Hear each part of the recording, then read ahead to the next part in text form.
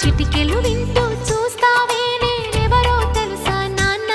నేను ఆడించే నీ అమ్మనురా నువ్వు ఆడుకునే నీ బొమ్మనురా గోపాల బాలుడమ్మ నా చందమామ పదే పదే చూసుకున్నా